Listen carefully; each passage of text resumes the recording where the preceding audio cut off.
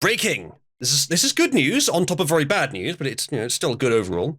Well, good this particular part of it. Breaking: Donald Trump's $454 million bond has been reduced to $175 million, thanks to a New York appeals court ruling. The ruling is a massive win for Trump, says Colin Rugg on Twitter, saving him from potential financial disaster. And it's still pretty bad, but it's a lot less.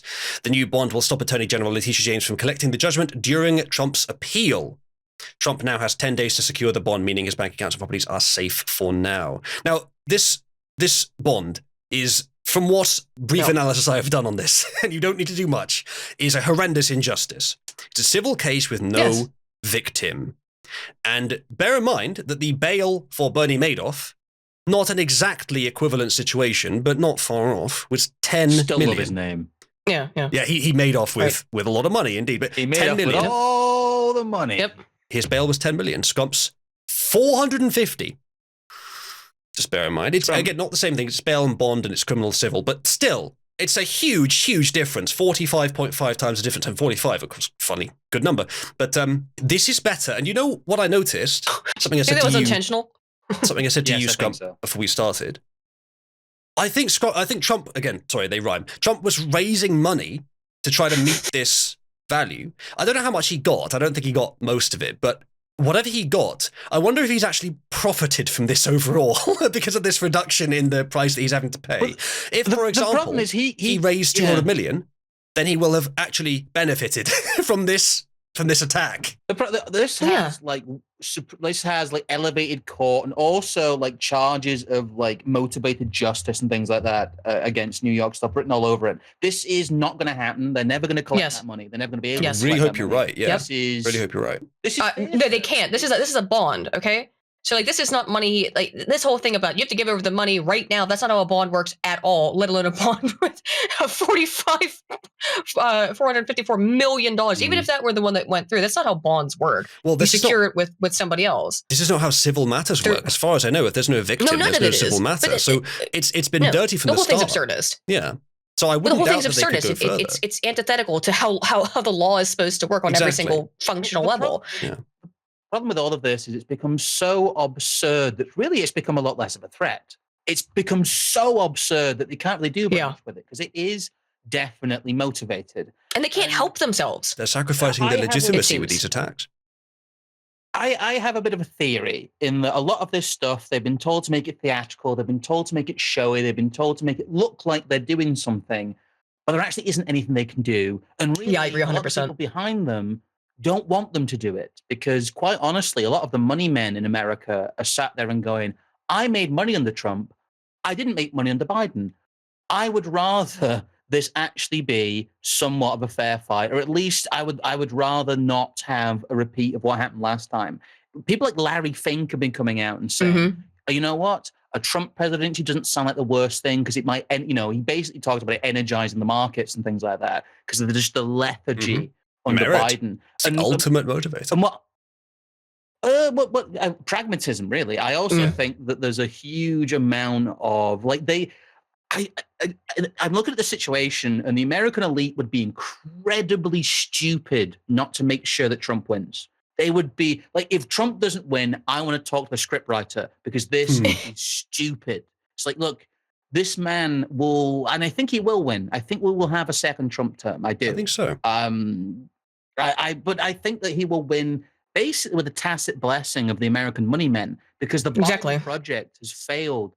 It's one of the few times I think I've seen the American elite start to course correct because they have failed so horribly in reality. They've actually managed to damage, they hurt itself in confusion. They've damaged themselves with Ukraine. They've damaged themselves with Israel. They've damaged themselves with the quite humiliating Houthi situation that's still going on.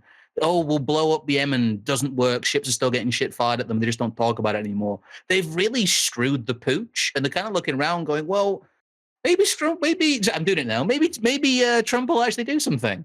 And we survived him last time because Trump had very little impact on the American landscape, really. Yeah. The Trump administration, in terms of the changes it made, was a joke. Culturally, not economically. I mean, there was economic anything booms, but really, I think most of the changes. Trump's legacy? I think most of the changes he made were things that come into account on long term. A lot of politicians, and I think you two, or at least one of you, have sort of lamented this. With the short terms that are common in democracy, you get a greater tendency, perhaps. I'm not sure it's as strong as people think, for short termism, for showy strategy. Certainly that has been done by a lot of the less worthy leaders in recent history. I think what Trump did was less showy. So let's give him credit for what I think was long-termist policies, things people were demanding, these long-term ideas. I mean, the wall is not something that was going to reduce immigration on the spot. You need policy for that. But the wall is going to help all immigration prevention for decades to come. And a lot of his economic policies were restorative, and they were not. Massive injection of cash. There was the COVID stuff, obviously, but the point is that most of it was resettling the principles and accepting the fact that we're going to have to tighten our belts for a while, because we've bought that pain with all the bloat that has been happening in the last few decades. So I think it's hard to easily detect the benefits, but one of the best arguments I have for this is that the amount of stuff that Biden undid the moment he got into office, all things that Trump put into place that Biden didn't want in place. Yeah, do you want to take this first, Scrump? Because I have my own opinions on that. A big problem, and it's a great worked example actually, is that what Trump did was very incremental. Some of it was relatively clever. Some of it was very stupid, like his wink, wink, nudge to the ATF to let them redefine what a firearm is on the fly. Yeah. That has been a disaster for the American kind of gun rights lobby. But what he did do is he made some clever moves. He made some clever moves internationally. He was very good, as Republican presidents always are. He was very good internationally because he's a stronger man than any of the Democrats are, and that counts for a lot in international relations. That's why Nixon was so good on the international stage.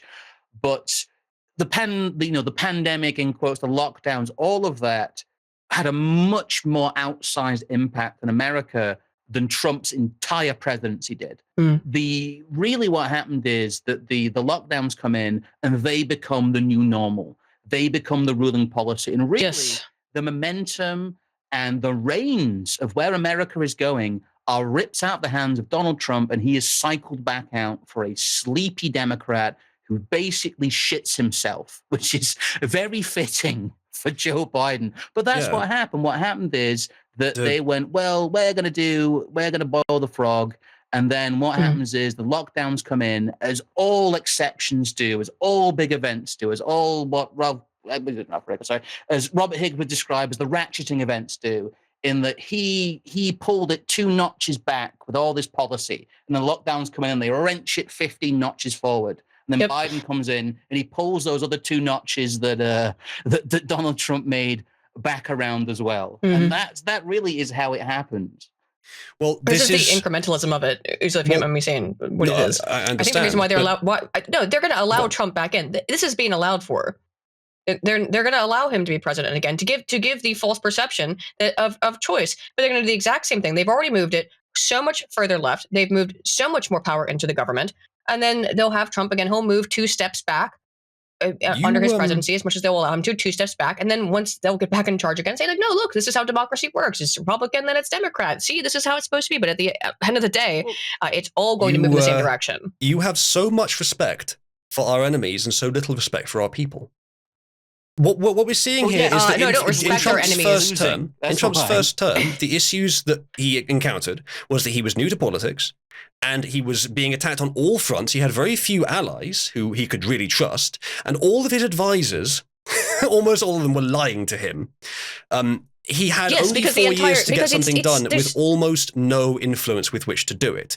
In the interceding 4 years, not only has he learned a lot, and I have seen plenty of evidence that his positions have changed and become more intensive, but he's surrounded by a lot of people, some of which are more radical than him. Vivek, for example, who is not perfect, but is pretty good.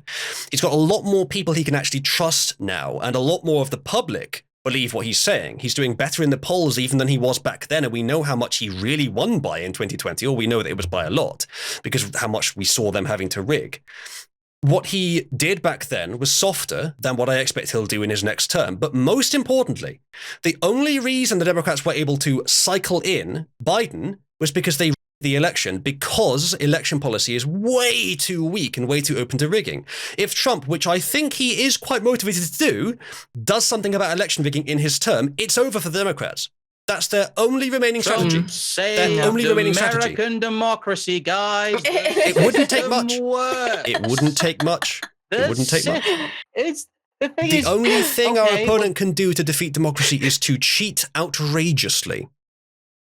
No, you just lie to people. People are incredibly stupid. People don't have the cognitive energy to invest in understanding anything political whatsoever. Then how do you explain the changes over the last 10 years? You could try and confine the public mostly for the worse. I mean, no, the changes on the ground have been in, but the changes in people's opinions have been for the better. The changes of how people respond to these nightmares. What people think does not matter. The inside of what people's minds are doesn't actually matter. It matters what they do. Yes. And what they have done is nothing. That's not true. They've started a movement that is exactly as I'd wanted to be. It's very effective, very principled, peaceful, and effective. And we are taking the untrodden ground of an honest and good and powerful political movement where our opponents are and now their only strategy is cheating. In 2020, they believe that cheating was something like 30-40% of their strategy. Now it's like 80% of their strategy. You're ignoring the fact that, again, you're just kind of talking again, which I find odd, because you just kind of, I'm afraid you turn into Destiny when democracy is brought up. You talk and you talk and you talk and you talk. Ooh, rude. That isn't really a substitute for having an argument. And the argument that gets torpedoed by reality is that they won by cheating and then nothing happened to them. Yeah, once again, nothing happened then. Just like the last time they did something wrong, nothing happened then. What are we going to do next time they cheat? But every time they go to a new extent, people are more aware of it. The pattern generally is that a group intensifies in their evil, but thus people notice it. You should not expect victory before the finish line.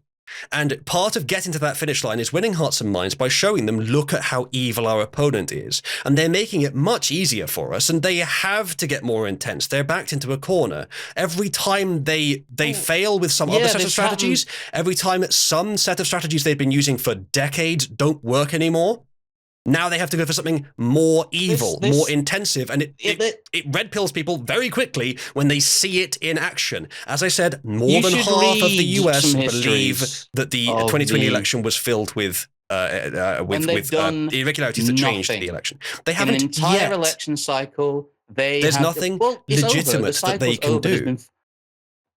Well, yes, no, there's not. There's nothing legitimate that they can do. Except for so they can do put Trump in next time. It's like I know that, and then they put him in next time, and it's just and then it goes back to my contention. I know that, but that's what I'm saying. Just after, why would you expect it to not? Just after the 2020 election, not be the same. That's the definition of insanity. No, because things are different. Aydin, there are different factors. Things change over time.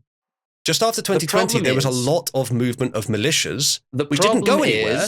But if they do it twice, those movement militias will make even more movements. It's something that escalates over time. You're expecting things to happen instantly because you know it's wrong.